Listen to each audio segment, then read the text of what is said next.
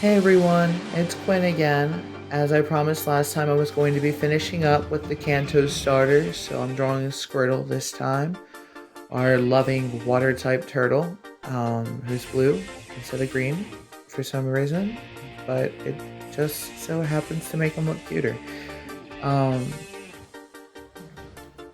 This time I was a little more precise with the shading, probably because of my own bias on the fact that Squirtle is my favorite of the Kanto starter.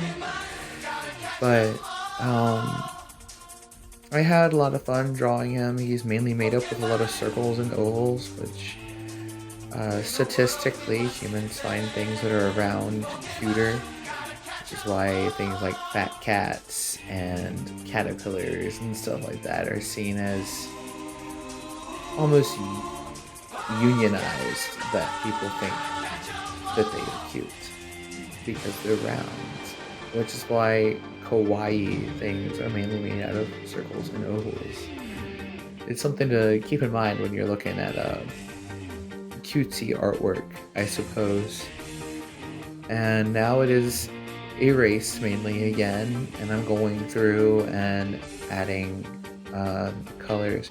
As you can tell, I try to start with the darker shades first, where I have the shading in place, and then I go over and I burnish with the lighter colors. Um, the shallot was only two different colors, but once we get into this body, you'll be able to really see that there's a lot more that goes on with the shading.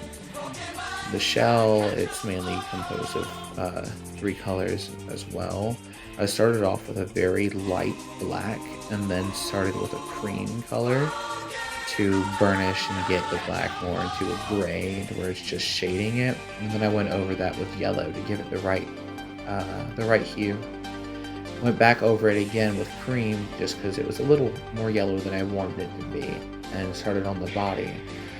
The body I started specifically and just for the shadows are to really get that darkness going, because I knew that once I added more colors that it would start to blend and start getting the color that it needed to be. I know when it's at this stage, it's like, that's not the color that Squirtle is, that's blue. But just stick with me, trust the process, because it's to get to the color.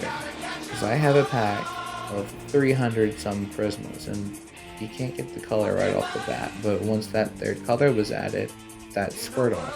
And you can see that the colors over top made the shadows start to blend and look really neat together to where it looks more of a natural shadow, and that's the overall finish that I wanted for his body. I wanted him to look smooth to the touch, and then the reflections, of course, to get those little bit of light cast over him to where it only adds to that smoothness, because he's a turtle. He's got to have smooth skin. And this time I did not keep the paper straight when I was going through and putting in the line work, because I was struggling with my hands shaking. So it was a lot easier for me to rotate the page to where I could just go straight myself and turn the page instead of twisting my wrist around.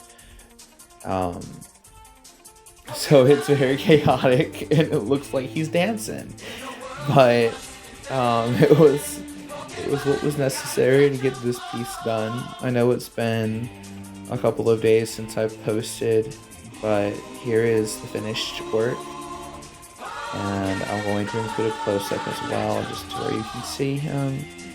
Thank you for watching, and I will see you next time.